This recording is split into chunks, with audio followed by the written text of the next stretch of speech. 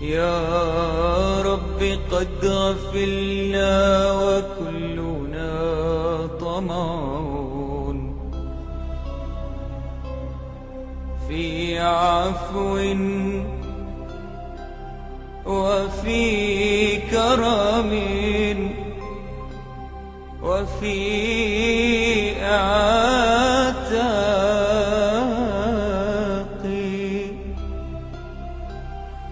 وجنة مع سيد البشر ندعوك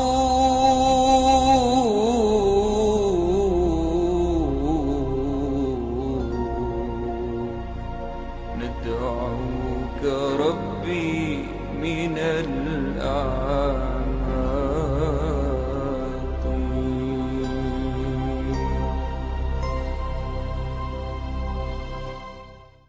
وعلمنا التأويل واهدنا صراطك المستقيم. رب اشرح لي صدري ويسر لي أمري واحلل عقدة من لساني يفقه قولي واجعل لي وزيرا من أهلي ولا حول ولا قوة إلا بالله العلي العظيم. أما بعد فيا أيها المسلمات اتقوا الله فقد فاز المتقون. Alhamdulillah tuan-tuan yang dirahmati Allah sekalian, kita sambung balik pengajian kita menggunakan kitab Aqidah Sunnah wal Jamaah yang dikarang oleh Lembaga Datuk Mufti Negeri Sabah, bekas Datuk Mufti Negeri Sabah, iaitu Haji Sa'id Ibrahim. Kita sampai ke muka surat 154 dalam nombor 8, iaitu kepentingan kita beriman kepada Rasul Allah Subhanahu wa Ta'ala. Cara kita kena beriman itu dari sudut mana? Ya, dari sisi yang mana, aspek mana kita kena beriman itu, macam mana nak beriman kepada Rasul itu. Jadi yang ke-8, beriman bahawa para Rasul itu adalah maksum, terpelihara daripada dosa, dan terpelihara diri mereka daripada apa saja sifat dan tabiat yang boleh mencacatkan agama dan menjejaskan ketaatan mereka kepada Allah Subhanahu Wa Taala, atau tanggungjawab mereka menyampaikan risalah kerasulan yang dibebankan Allah kepada mereka itu. Jadi maksum, terpelihara daripada semua itu, terutama yang pertama terpelihara daripada melakukan perbuatan maksiat dosa.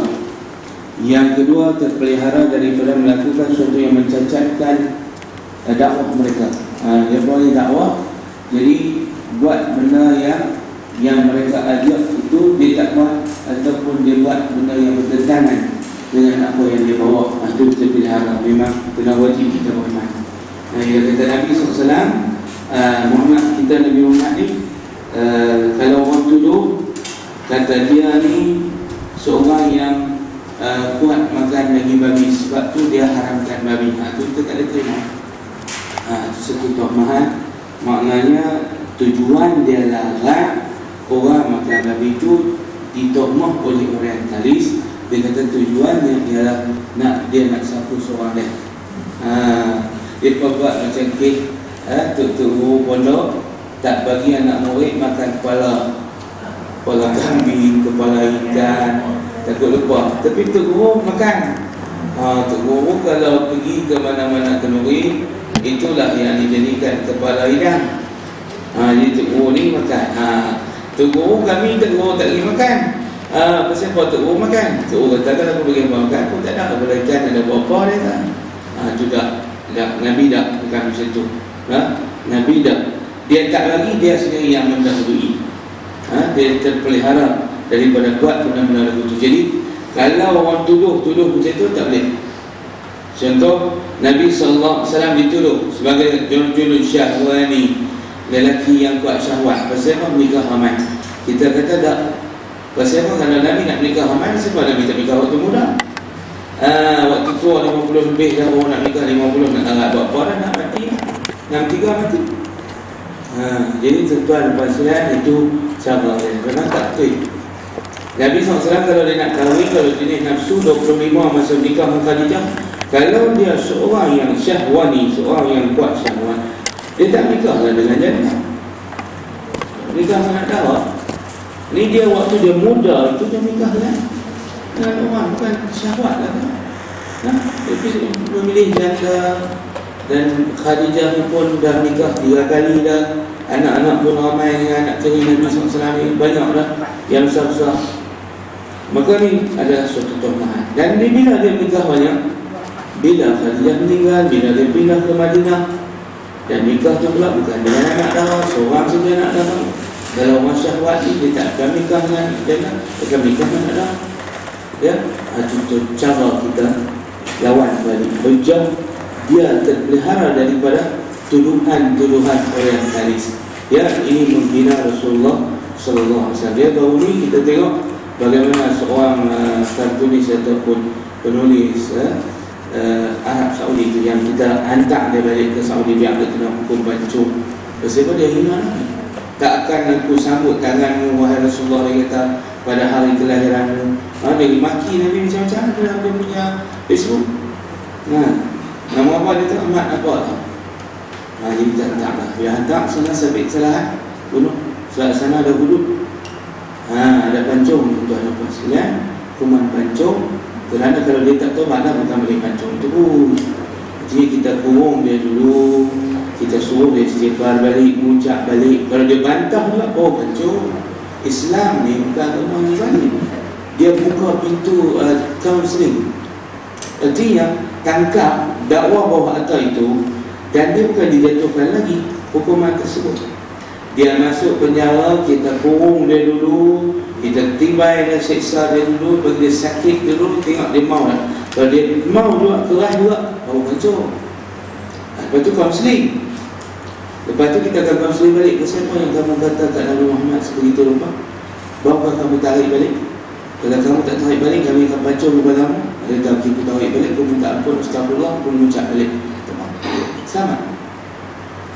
Tu kata agama kita, hukum hudud tu yang kita tak mau nak buat sangat. Sebab dia bukan menyiksa orang, menzalimi orang, tak. Potong tangan, bukan dia boleh potong ikut dan itu. Dan orang berzina nak sebat, nak terjam sampai mati. Tak ada dalam kes Rasulullah SAW sepanjang hidup dibuktikan oleh kes pendakwaan mahkamah. Tidak ada yang berlaku kes bunuh dalam kesalahan zina. Mereka yang mari mengaku berkali-kali. Kan seorang perempuan ingat nak cerita, dia mengaku dia berzina, betul Rasulullah kata balik belah anak, bagi anak dulu. Bahawa anak dia main pula mengaku kat Rasulullah, Rasulullah aku dia berzina, aku nak dikenakan hudud, aku tak mau kena di sana, aku nak kena di sini. Rasulullah kata balik, dia menyusul anak aku bagi selesai. Balik. Mari pula sekali lagi lepas menyusul doktor, dah pisah susu dah, mari pula. Rasulullah kata belah dulu, nanti hang mati nanti, dia mati, siapa nak belah anak? Dia balik belah anak dia sampai mumayyiz. Lepas tu baru berlaku hukuman. Itu kes yang berlaku di zaman Rasulullah. Hanya seorang saja yang dihukum hudud dengan hudud bunuh, rejam sampai mati itu berlaku hanya pada zaman itu satu kes. Kerana keimanan dia yang kuat kepada Allah, dia sanggup dah. Nabi kata kalau boleh sembunyi-sembunyilah, aku tak mau. Dia tak mau juga, ya Rasulullah, aku tak mau, aku dibebani yang dosa, ya Rasulullah. Aku lagi tak kena hudud ni, aku rasa macam Allah tak ampun dosa. Sampai dia main berkali-kali kesungguhan iaitu, maka Nabi SAW barulah jatuh hukum rejam sampai mati. Ataupun semat 100 dia, sebab dia tidak ketahui lagi. Sekarang satu kali perempuan, dia belum ketahui. Maka ni tuan-tuan dan perempuan sekalian Islam, ni kita belajar dalam bab beriman kepada Rasul. Macam itulah kita kena beriman. Apa saja yang orang tuhmah kat Nabi kita, kita kena defend, kita kena pertahankan, kita kena jawab balik. Itu cara kita beriman dengan Nabi. Maknanya kalau kita biar saja orang kata, oh semua juga no? Oh dia nikah banyak no? Dia syahwani no? Seorang yang kuat syahwat. Jangan. Kalau begitu kita tak beriman lagi, perempuan sekalian. Orang yang beriman kepada Rasul, orang yang akan tampil mempertahankan Rasul bila Rasul ditohmah. Ini sempurna kita baru lepas ni bulan Rabiul Awal, kita masuk bulan akhir adalah ni. Tapi ramai yang mondok sambut mondok Nabi. Salah satu tuntutannya kita kena mempertahankan kemaksuman Nabi. Apa dia? Terpeliharanya Nabi daripada segala tuhmahan, terpeliharanya Nabi SAW ini daripada segala bentuk-bentuk tuduhan, bukan saja terpelihara daripada dosa. Itu kita dah tahu. Orang kafir tak bisa. Ni masalah nak beriman macam mana, tak lawan hujah orang kafir ni. Hatu kita kena ada perempuan sekalian. Ya, bukannya kita kata oh maksud tu Nabi itu terpelihara daripada dosa saja. Dah. Kena ingat, wallahu ya'simuka minan nas. Allah Ta'ala menyelamatkan kamu, memelihara kamu daripada manusia. Termasuklah kata-kata nista, kata-kata tuhmah. Itu mesti kita pelihara Nabi kita. Kita jawab balik. Ya, jawab balik. Tengok, saya teringat kepada apa yang telah diucap oleh Imam Asy-Syafi'i. Tak kala anak-anak muridnya kagum kepada Nabi-Nabi yang lain. Ya, anak murid dia kata, aku kagum dengan Nabi Musa. Sebab Nabi Musa hebat, boleh belah laut dengan tongkat. Oh, Nabi Imam Syafi'i duduk di sebalik tabir, duduk dengar mereka duduk sembang. Manakala seorang lagi pula anak murid dia kata, aku kagum dengan Nabi Isa. Aku tak kagum dengan Nabi Musa, aku tak kagum dengan Nabi Muhammad, aku kagum dengan Nabi Isa. Sebab Nabi Isa boleh hidup orang yang mati. Orang mati boleh hidup balik. Nabi Isa. Lepas tu mari pula seorang lagi. Dia kata anak murid dia, seorang lagi 3 orang anak murid duduk sembang, duduk dialog. Imam Syafi'i duduk dengar. Seorang lagi kata, aku kagum dengan Nabi Sulaiman. Kenapa kagum Nabi Sulaiman? Dia boleh sembang dengan jin, dengan burung, dengan haiwan, dengan batu, dengan apa semua. Tak, dengan batu tak, dengan haiwan, dengan burung. Semua rimau, singa dia faham. Semut, anai-anai, semua dia faham bahasa tu. Nyamuk, bahasa nyamuk hebat. Aku kagum lah keilmuan yang ada pada Nabi Sulaiman. Imam Syafi'i jawab balik, tuan. Dia keluar daripada tabir, dia jawab balik. Ni dia jawapan dia. Aku nak beritahu, siapa tadi yang kagum kat Nabi Isa? Siapa tadi yang kagum kat Nabi Musa? Siapa tadi yang kagum kat Nabi Sulaiman? Ni aku nak beritahu kepada kamu semua, Nabi kita Muhammad lebih pada 3 Nabi itu. Lebih pada 3 Nabi itu. Lagu mana yang kata lebih ni macam mana? Wahai tu, anak murid dia tanya. Lebih dia sebab apa? Nah, dia jawab satu-satu. Oh, tadi hang kata Nabi Isa boleh hidup orang mati. Baik, tadi hang kata Nabi Musa boleh belah laut. Tadi hang kata bahawa Nabi Sulaiman boleh cakap dengan haiwan, dengan jin. Aku nak bagi tahu ke hangpa semua, Nabi Muhammad lebih pada tu. Pertama sekali, Nabi Musa boleh belah laut. Aku nak tanya kamu semua, Nabi Muhammad belah bulan. Mana lebih hebat? Bulan di langit sana, sedangkan laut di darat. Mana lebih hebat? Dia tanya Nabi. Dan anak murid yang tahu, hebat lagi Nabi Muhammad. Pasal Nabi Muhammad hebat, belah bulan di langit. Nabi Musa belah bulan, belah laut di darat. Betul. Satu dah benar. Yang kedua, Nabi Muhammad belah dengan jari. Nabi Musa belah dengan tongkat. Ni kita cerita ke anak-anak kita, cucu-cucu kita, bagi kita faham kehebatan Nabi kita. Ya. Duduk ceritakan sang kancil, ceritalah Nabi. Cerita monyet dengan cili padi. Apa? Cerita Nabi ni, sonok cerita kita. Kemudian apa nama Nabi Isa? Nabi Isa hebat, boleh hidup orang mati. Boleh hidup orang mati, hebat. Nabi Muhammad mana ada dalam sejarah hidup orang mati balik, orang mati ya. Tapi dalam sejarah Nabi Isa, mukjizat dia, orang mati dia boleh hidup balik. So hebat dalam Isa ni. Itu pandangan kamu. Aku nak beritahu Nabi Muhammad lagi hebat. Hanya tunjuk iman dia kepada Nabi.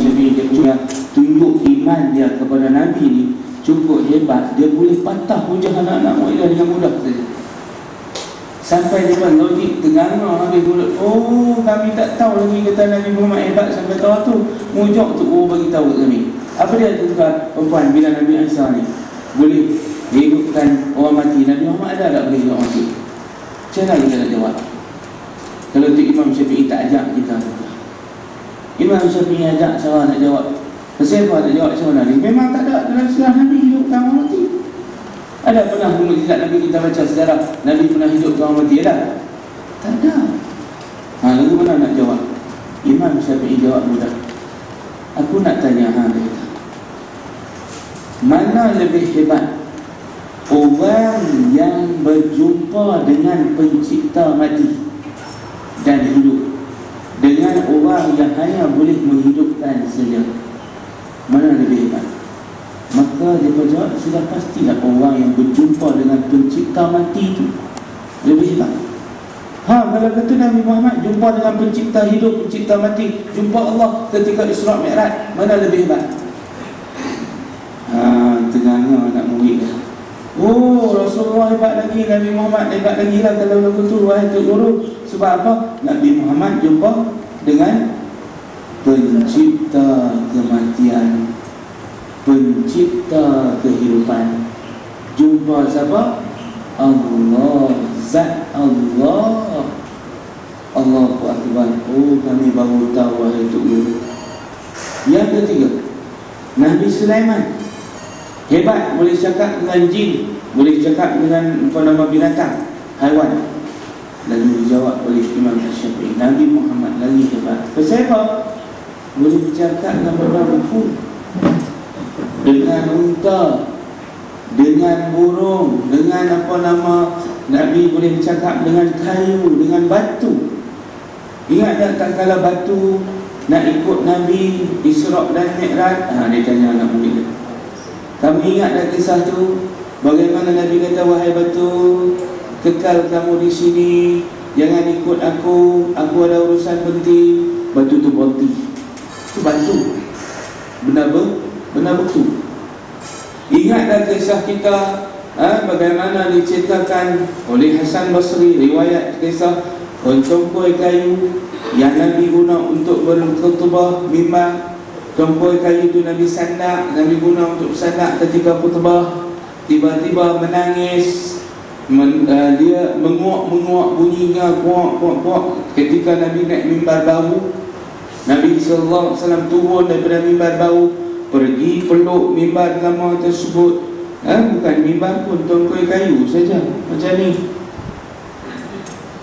kayu yang sudah berpisah daripada pokok, yang sudah mati. Nabi boleh bercakap. Nabi kata, engkau ma'i, anta ma'i fil jannah. Senyap wahai pokok, senyap wahai tongkoi kayu, engkau akan bersama dengan aku dalam syurga. Masya Allah. Tu Nabi kita cakap dengan siapa? Tongkoi kayu. Ya Allah, hebatnya Nabi. Tu beriman macam tu patutnya. Jadi kita ni, orang puji Nabi lain pun kita tak boleh, tuan-tuan puan sekalian, kita kena jawab kehebatan Nabi kita mengatasi Nabi-Nabi yang lain. Itu cara beriman yang ke-8 yang kita dapat, iaitu beriman dengan maksumnya Nabi sallallahu alaihi wasallam, termasuklah Nabi-Nabi yang lain pun. Tetapi keutamaan kita beriman dengan Nabi kita itu yang utama, manakala Nabi-Nabi yang lain itu kita beriman dan kita tidak boleh melebihi kekaguman kita, keseletan kita, salut kita kepada Nabi lain itu mengatasi Nabi kita Muhammad. Tak boleh. Nabi marah. Satu hari Nabi Musa, Nabi Sayyidina Umar Al-Khattab, dia duk cerita kehebatan Nabi Musa. Nabi duk belakang, dia tak sedar. Nabi keluar ke depan, Nabi tunjuk muka yang merah, menyala. Muka Nabi merah, marah. Nabi kata kepada Sayyidina Umar ni, aku nak beritahu peringatan kepada kamu. Puji Musa tadi, aku nak beritahu, Musa tu kalau hidup tak jadi pengikut aku, dia tak jadi ketua aku. Faham, ambil sendiri lah apa yang Nabi nak sampaikan itu.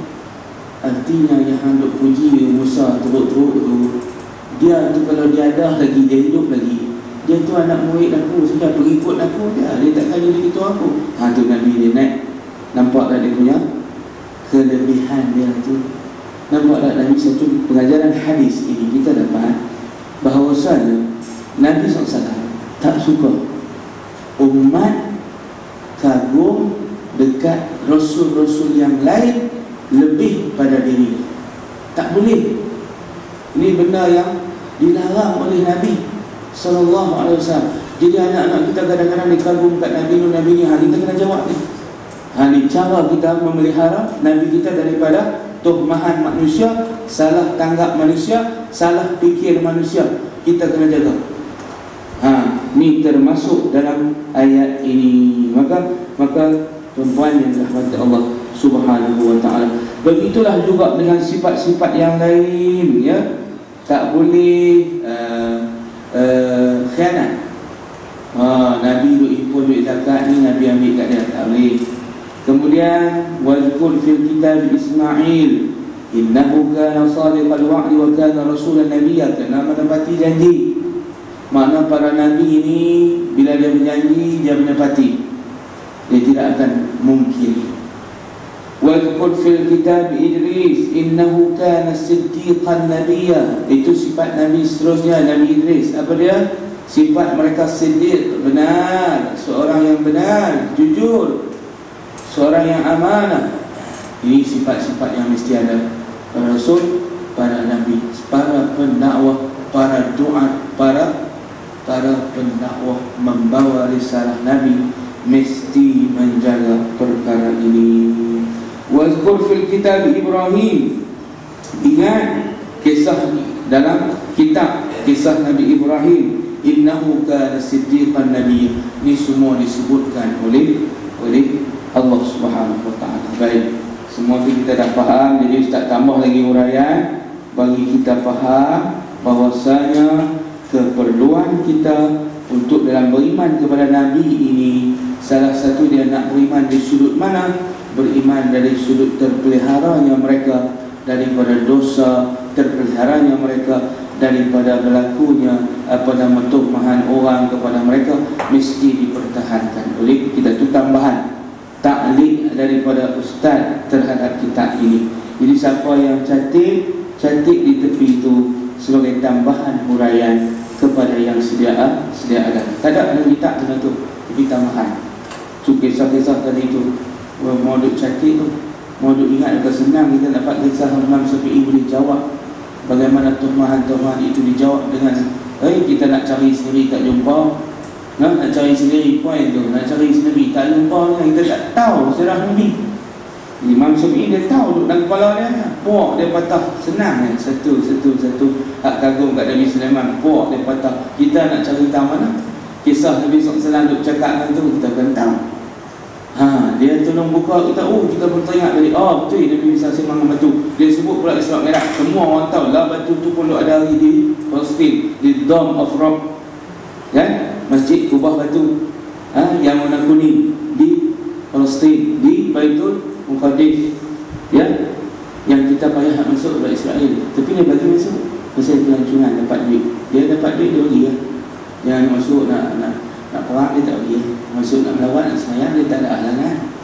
Kalau masuk bawa peluru, bawa bom, dia marah sangat. Janggut pun dia takut geng Hamas, takut geng yang mana janggut tebal ni tak bagi. Tak ada janggut tak apa, dia bagi masuk senang.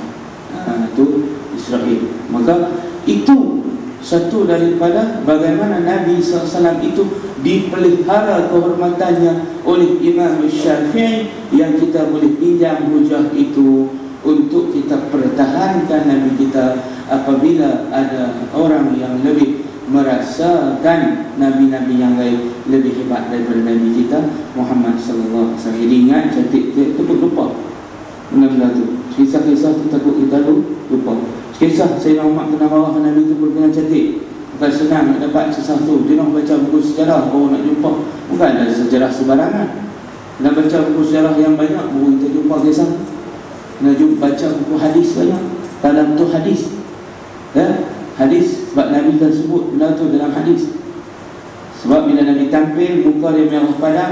Sahabat riwayat cerita ni, sahabat riwayat, tabi'in sampai kepada kita. Kisah Nabi merah padam muka, marah pasal Umar duk kagum kat Nabi Musa. Itu Seterusnya beriman bahawa Allah Subhanahu Wa Taala yang kesembilan telah menguatkan dan membuktikan kenabian dan kerasulan para nabi dan rasul itu dengan mukjizat-mukjizat yang jelas dan bukti-bukti yang nyata yang menunjukkan kebenaran nabi-nabi dan rasul-rasul itu bahawa ia ada seorang nabi atau seorang rasul, di mana mukjizat-mukjizat dan bukti itu datang dari Allah Subhanahu Wa Taala. Jadi satu daripada cara kita kena beriman kepada rasul-rasul, nabi-nabi ialah beriman dengan mukjizat. Ya, beriman dengan mukjizat-mukjizat yang telah saya sebutkan tadi, Ustaz sebutkan itu semua beriman dengan mukjizat-mukjizat yang ada pada nabi-nabi. Nabi Musa, Nabi Isa, Nabi Sulaiman, Nabi Muhammad, itu kita kena tahu. Dan apa yang Allah beri kepada mereka ini, mukjizat itu bersesuaian dengan zaman tersebut. Nabi Isa, Nabi Musa, mereka ni terhebat waktu itu, termasyhur di zaman itu, ilmu sihir. Maka mukjizat Allah Ta'ala bagi mengatasi ilmu sihir. Kalaulah sihir mereka boleh buat ulang dengan tali-tali, Nabi Musa katok tongkat keluar ulang besar sekali. Ulang paling besar, ulang anaconda. Mereka ulang ayam, ulang ketan tebu saja. Ulang ketan tebu kecil. Itu kemampuan sihir takat tu. Tapi mukjizat dia lebih, tak boleh dibuat oleh ahli sihir. Muhammad kita, Nabi kita Muhammad, kelebihan waktu itu, zaman itu orang pakat gila bahasa, ayat power. Maka Nabi diutuskan ayat power, iaitulah Quran, di mana ayat power ini mengatasi syair-syair. Orang tidak mampu nak buat ayat power Nabi, iaitulah Al-Quran. Tak ada siapa mampu. Panggil ahli bahasa sastrawan yang ada pada waktu itu, panggil untuk mereka lawan sastra yang dibawa oleh Muhammad. Jadi sastra Muhammad, sastra mukjizat, bukan sastra biasa. Tak mampu berhimpun seluruh sastrawan di negara Arab, di negara Melayu, di negara Jepun, tak boleh untuk nak lawan bahasa yang ada dalam Al-Quran. Itu nama mukjizat. Kena faham, mukjizat ini sesuatu yang ada pada para rasul yang mengikut zamannya, tetapi mengatasi ilmu yang ada pada sekalian ahli ilmu pada zaman tersebut. Kalaulah Nabi Musa ahli sihir, ilmu yang ada pada ahli sihir itu dia rendah berbanding dengan mukjizat yang ada pada Nabi Musa. Dan mereka takat boleh buat ulang yang kecil-kecil, tak akan boleh buat ulang besar, boleh telan habis ulang mereka tu, tak akan mampu. Sehingga kan mereka akan iktiraf, inilah mukjizat, ini bukannya sihir. Macam mereka mengaku kepada Nabi Muhammad SAW, bila para sastra, ahli bahasa tu, bila dengar Nabi baca, ini bukannya kata-kata daripada sastra, ini bukan kata-kata daripada ahli sihir, tapi ini adalah daripada Tuhan. Nampak tuan? Itu mukjizat yang Allah bagi. Macam mana tuan? Sehingga kan ahli-ahli dalam bidang tersebut, spesialis dalam bidang tersebut akan iktiraf bahawa itu bukan ilmu yang dipelajari, terus ia daripada Allah. Itu mukjizat. Sifat dia begitu. Sifat dia macam mana? Mukjizat ini menguatkan bahawa, kata mereka, menguatkan di dalam hati umat sesuatu nabi, menguatkan dalam fikiran umat sesuatu nabi bahawa dia nabi daripada Allah, ilmu itu dari Allah, mukjizat itu dari Allah, bukannya dari mereka. Contoh Nabi Isa. Ya, kalau zaman tu hebat dari segi perubatan. Ya, zaman itu orang perubatan hebat. Zaman Nabi Isa, Nabi Musa sihir hebat. Di zaman Nabi Isa, perubatan. Pada masa tu Allah Ta'ala bagi umat tu, bukan Nabi, umat pada kita itu memang pandai berubat, tapi tak boleh lawan ubat Nabi Musa. Nabi Musa paling terror dalam perubatan waktu itu. Macam mana? Sakit sopak boleh lega, sakit buta boleh lega, sakit mati boleh hidup. Itu paling hebat. Jadi pokok ni tak boleh nak belajar, tak ada formula, tak ada tutor, tak ada tubu, boleh ajak mereka sampai ilmu tahap tu. Maka terus mereka kata, inilah daripada Allah, inilah dia Rasulullah, sampai mereka tidak boleh nak kata apa lagi, terima sajalah, memang kami tak boleh lawan dah, angkat tangan, angkat kaki, serenda, memang hang Rasulullah, hang memang utusan Allah. Musa, Isa, engkau memang utusan Allah, kami dah memang kalah lah. Hujah kami, ilmu kami, pengalaman kami, tuk-tuk kami memang tak boleh buat benda tu. Memang ini daripada kuasa Allah, kuasa gaib daripada Sang Pencipta, Sang yang Maha Berkuasa, iaitulah Allah Subhanahu wa Ta'ala. Itu sifat yang ke-9. Boleh faham? Kita tak payah baca teruk, itu yang sila kita faham sedikit sebanyak. Kisah Nabi Ibrahim, kita tengok dalam ni ada kisah Nabi Ibrahim.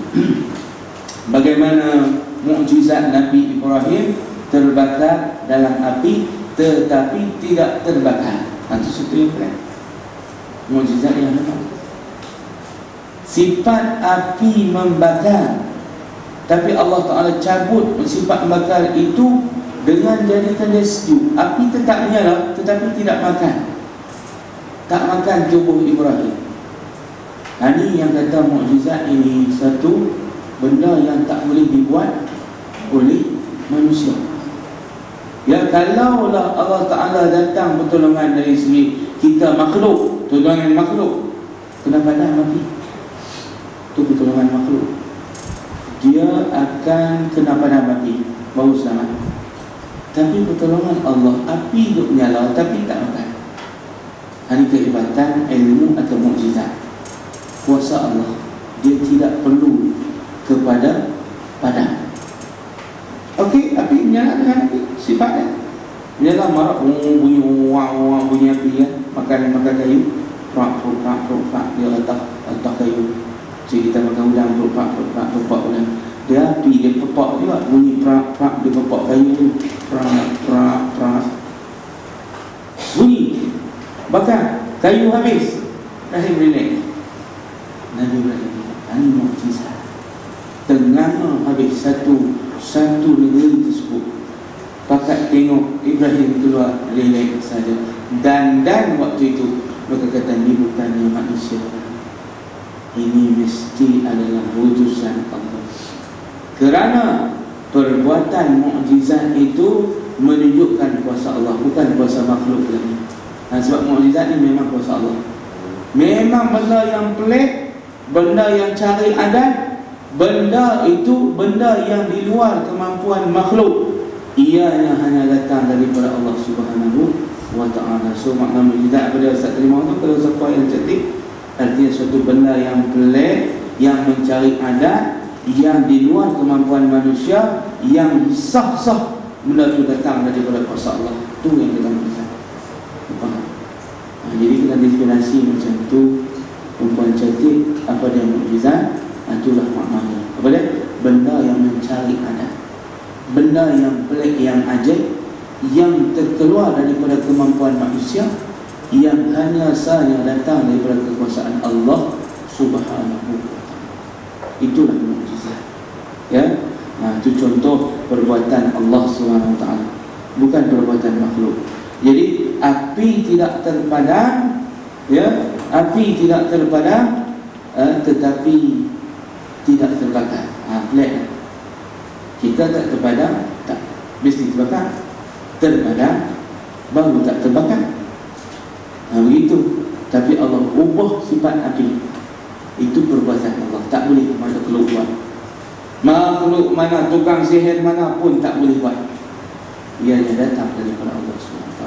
Mana ada saintis, mana ada ahli sihir yang boleh buat benda macam tu? Macam mana? Api menyala ganggang tapi tak terbakar. Itu tak ada. Mesti terbakar. Mesti. Baik. Yang seterusnya, satu peristiwa berlaku, Nabi Musa sampai tepi laut, tak ada jalan nak seberang laut tu, maka Allah Ta'ala turun wahyu untuk dia pukulkan tongkat dia ke laut, terbelah dua jadi lembu raya. Lalu di tengah tu untuk menyeberang ke Palestin melalui Laut Merah. Itu artinya mukjizat, nak tuntun kepada kaumnya, ya, kepada Firaun, kepada ahli-ahli yang beriman tu, nak menguatkan iman mereka lagi, ya, bawa ke tempat yang sudah tidak ada tempat nak lari, depan laut, belakang tentera, nak lari mana lagi. Saat itu Allah kata tunjuk mukjizat dia, kuasa Allah, bukan kuasa makhluk lagi. Tepuk saja tongkat dia, terbelah Laut Merah, jadi lebuh raya, lalu tekan.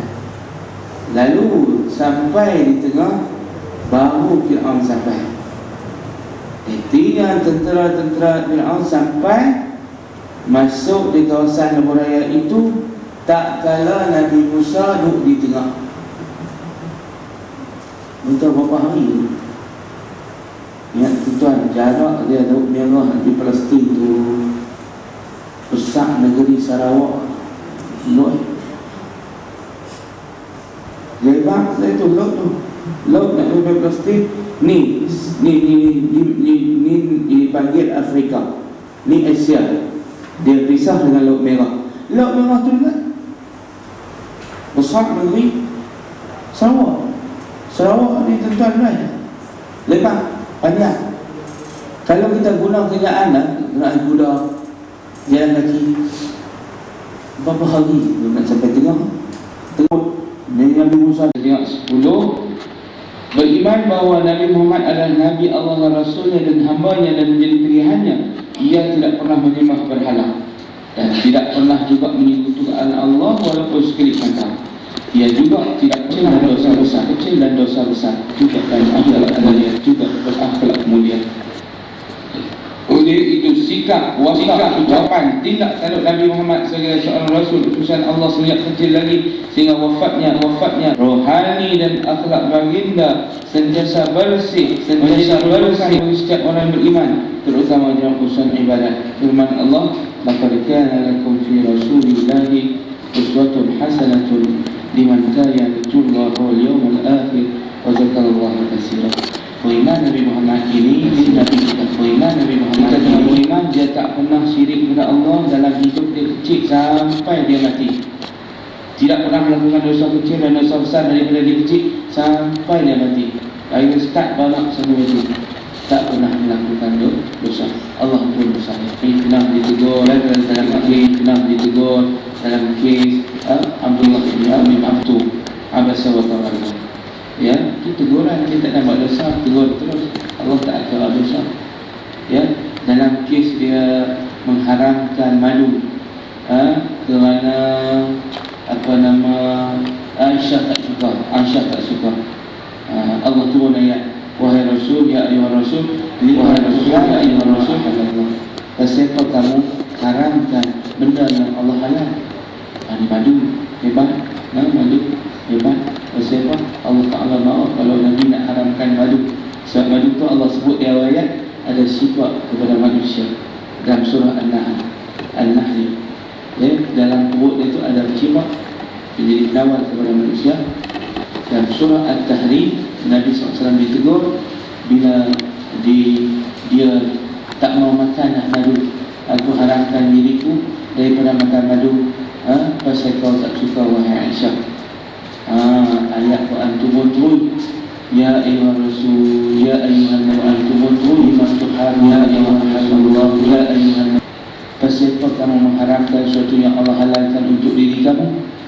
Tabtagina mardhat azwajik, adakah kerana kamu nak cari redha isteri kamu?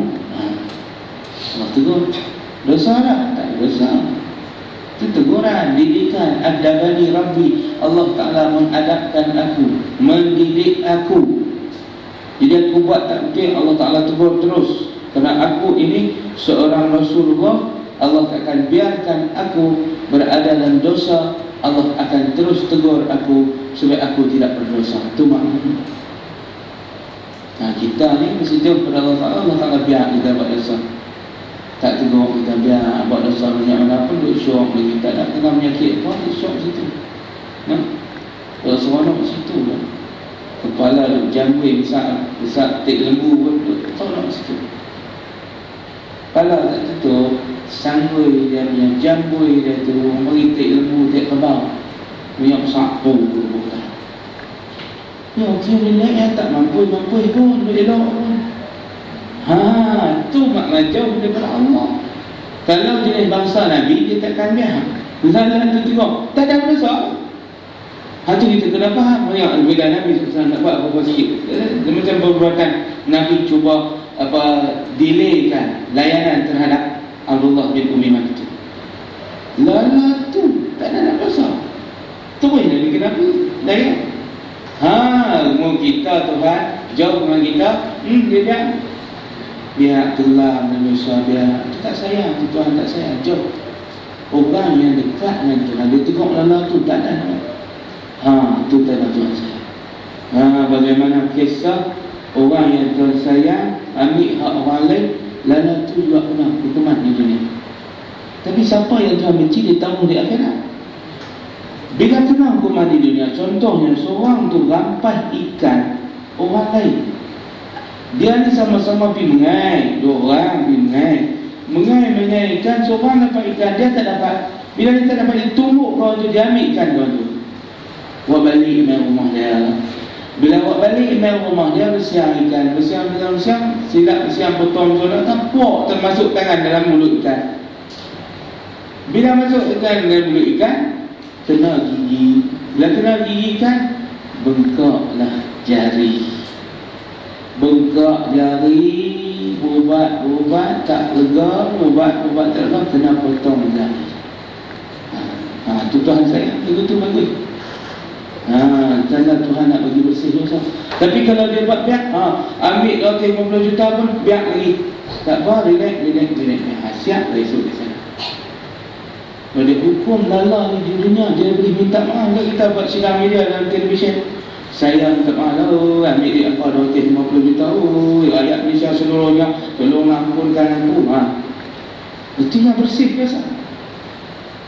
Tapi kalau Allah benci, dia buat dia, nak buat apa? Buat dan last sekali Allah Subhanahu Wa Taala akan hukum di sana. Hak kawan ni, contoh ikan tadi, hukum di sini. Dia pergi cari balik kawan hak buat zalim. Itu tanda Allah sayang.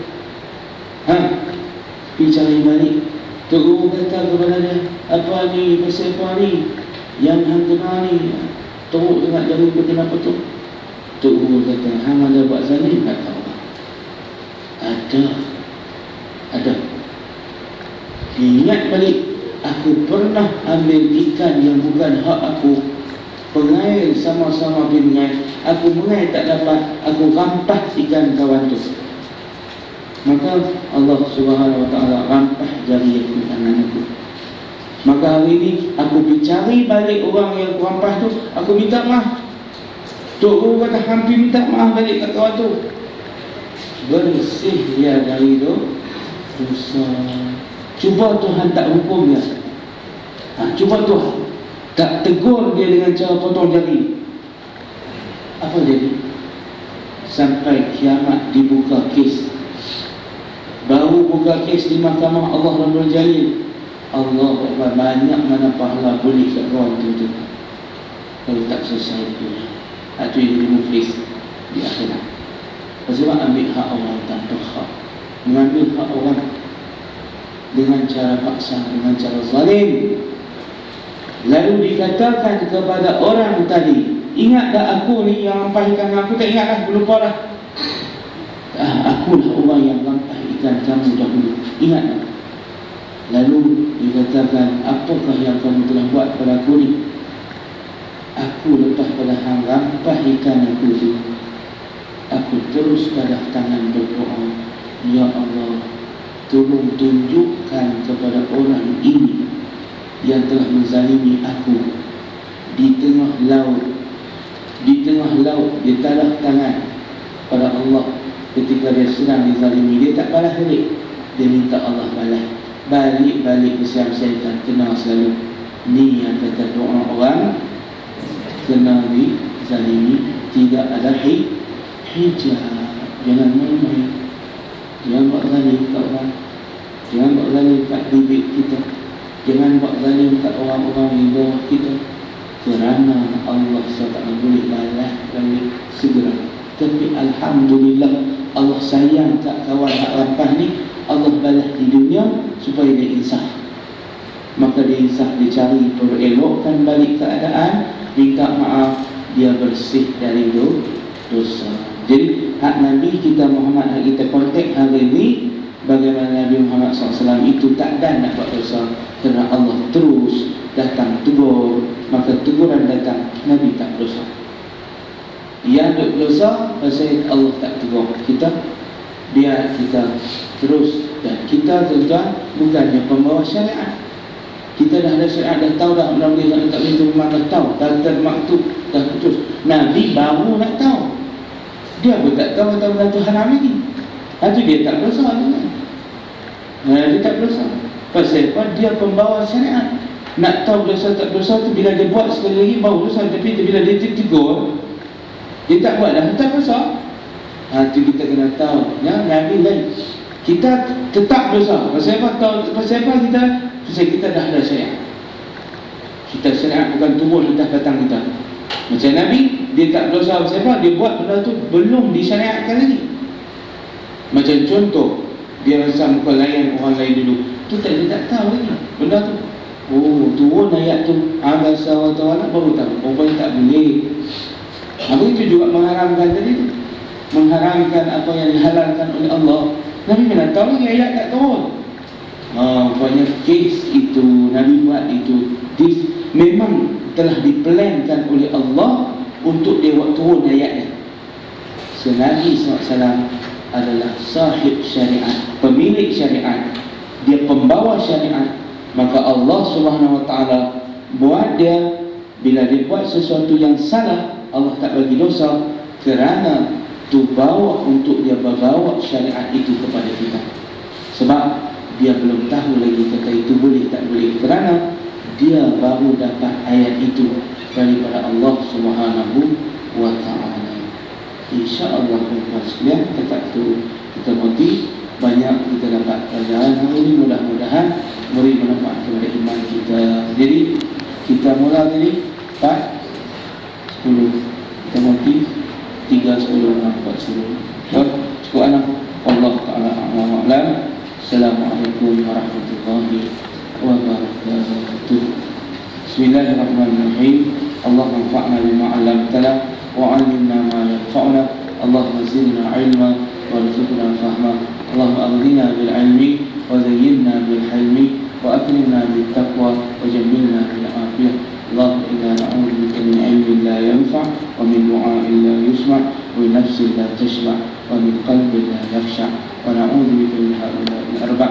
Ya Allah, ya Tuhan kami, lindungilah kami daripada ilmu yang tidak bermanfaat, berdoa yang tidak pernah kau dengar, nafsu yang tidak pernah kenyang, dan hati yang tidak pernah khusyuk. Stabilkan hati kami atas taat dan atas agama-Mu ya Allah. Wassallallahu ala sayyidina Muhammad wa ala alihi wa sahbihi ajma'in. Alhamdulillahirabbil alamin. Amin ya rabbal alamin. Jadi tuan-tuan, insya-Allah kita jumpa lagi. Kalau ada soalan boleh tanya sekadar mana yang kita jawab sekadar yang mampu dalam masa 5 minit. Kalau ada, silakan. Ya.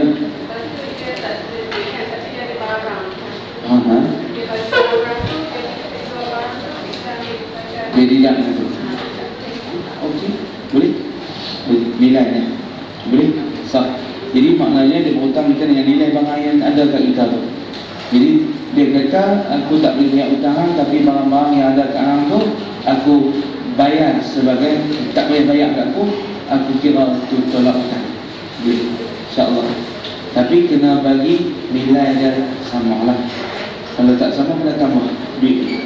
Artinya kalau ada barang tu nilai dalam 300, dia hutang 500, ada 100 kena tambah lah. Kena tambah. Ya, kena tambah. Itu semua. Ada lagi? Ya, ya. Ya. Ya. Baju pun besar, okey? Boleh? Nah, boleh. tak lapar tapi tak pakai baju pun besar, tidak nampak tubuh, yang kita kata tak nampak bentuk dan belahan tubuh itu dibenarkan. Ya. Pakai stokir, pakai kum, bukan cip, tak apa boleh. Salah. Mudah betul. Jadi kalau pakai telkom lebih baik, tapi dia nak bagi mudah untuk kita pakaikan. Jadi kita pakai itu pakaian yang boleh solat siap-siap dah. So itu yang terbaik. So perempuan tak mau bagi sulit, tak mau bagi duk payah banyak bawa telkom, pakai biasa tu, pakaikan pakaian yang memang untuk solat. Kalau kita pakai baju kurung, tak pakai sukin, tak pakai apa, kita tak boleh nak solat lagi. Lari pakai mini telkom, contoh, kemudian pakai baju kurung, ada kancing, tangan, kemudian pakai sukin, itu pakaian solat. Itu pakaian kita sebenarnya hari-hari. Pakaian solat itulah pakaian kita sepatutnya muslimah pakai setiap hari. Itu kehendak agama. Tapi kalau kita pakai ikut fashion ni, nak sebenarnya jadi susah. Dengan cari telekung, selap singa-singa masjid, telekung tak basuh pula, tak busuk memang Ustaz. Tarik lalat bercamah Ustaz. Saya tak jadi semayang, balik. Itu cari pasal. Ya.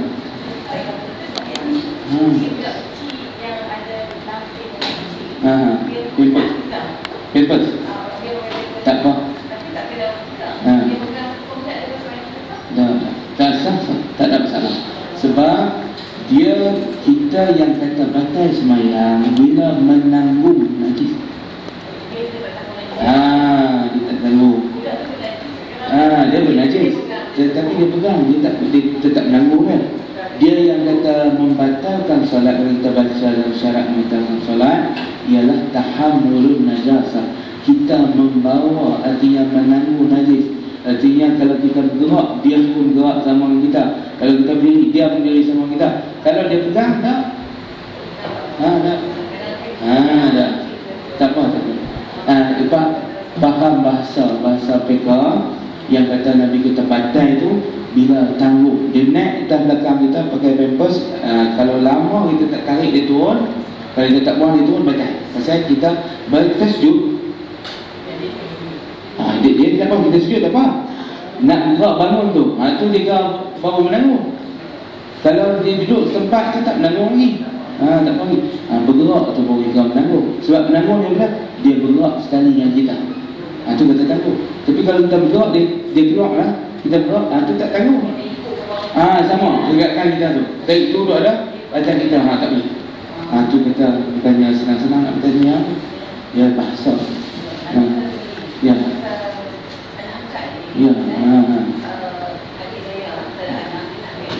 Ya. Okey.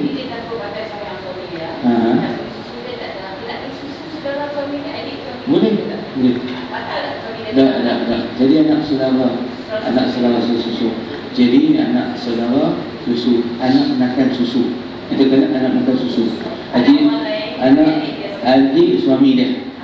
So adik suami dia ni suami dia ni akan jadi anak tu anak saudara suami dia. Anak saudara, anak menakan suami. Anak menakan suami artinya anak adik lah. Tak. Aurat bersama. Tak. Tu dalam kes macam tu. Kalau dalam kes anak haram. Sama dengan anak-anak lelaki dia macam anak lain. Anak dia dengan suami tu, dengan budak-budak anak angkat ni betul pasal sepupu. Ya.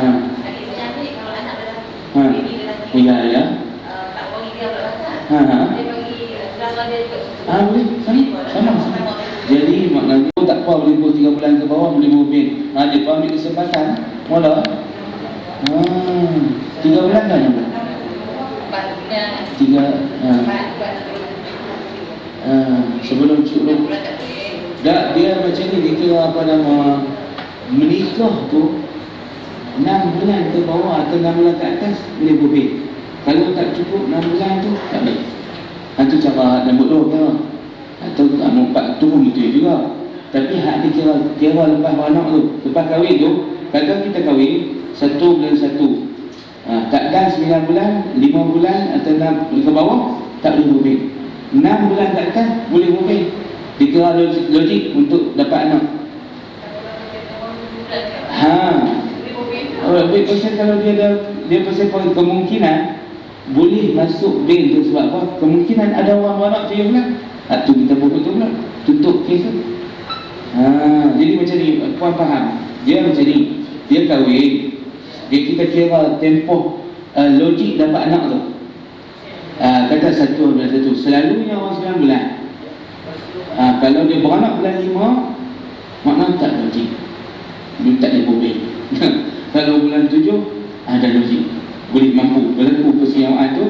Dia bersetubuh dengan isteri dia pada 1 bulan 1 tu boleh jadi dia beranak awal bulan 7. Tu boleh. Kalau nak tutup air yang boleh boleh berbeza. Tu sama lah. Cuma kita kira tadi yang kita bawa pada 6 bulan tu, macam apa-apa data tu dikira selepas tarikh akad nikah. Akad nikah sekian 6 bulan ke atas tu tak boleh boleh berbeza. 6 bulan ke bawah tak boleh berbeza. Lepas kahwin tu kira lepas kahwin. Lepas kahwin, lepas akad.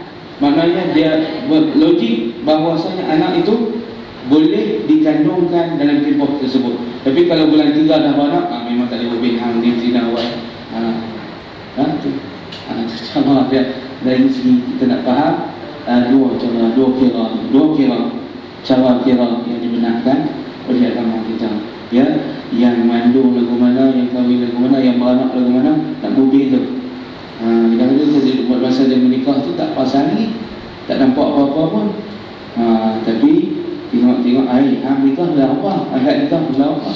Tengok bulan 5, ni saya tak boleh berbeza. Mahkamah tak boleh berbeza.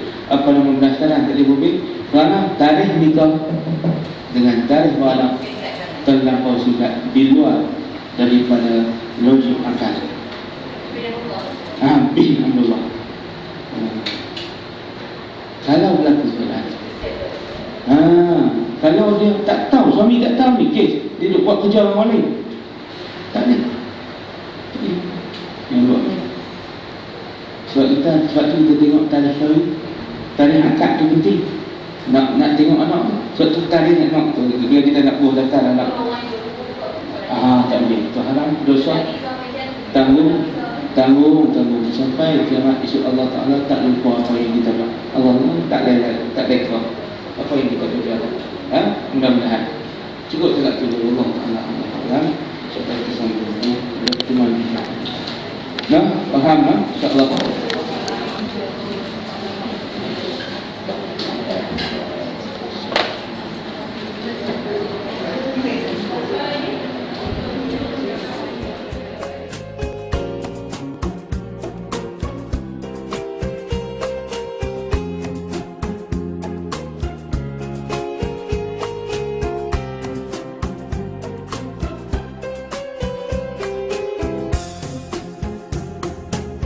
لو كان بيننا الحبيب لدنا القاصي والقريب من طيبة قبل المغيب طالبا قرب الحبيب بقربه النفس تطيب وتدعو الله فيجيب أنوار طه لا تغيب بلغنا لقاه يا مجيب.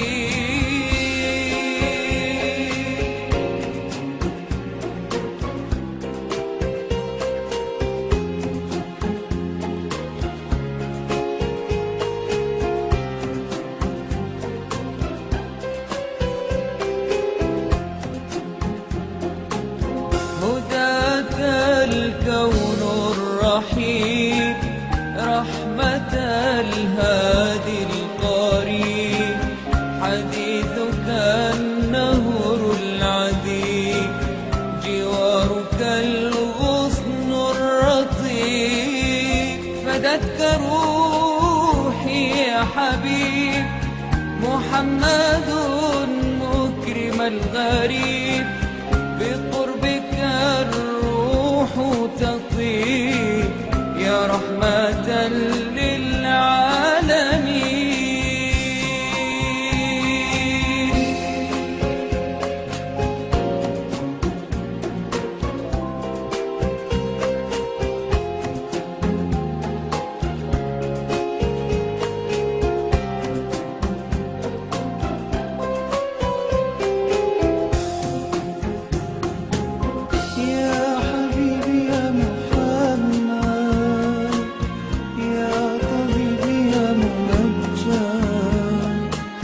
أنت ذو الفضل المؤيد جل من صلى عليك يا حبيبي يا محمد يا طبيبي يا ممجد أنت ذو الفضل المؤيد جل من صلى عليك يا حبيبي يا محمد يا طبيبي يا ممجد أنت ذو الفضل المؤيد جل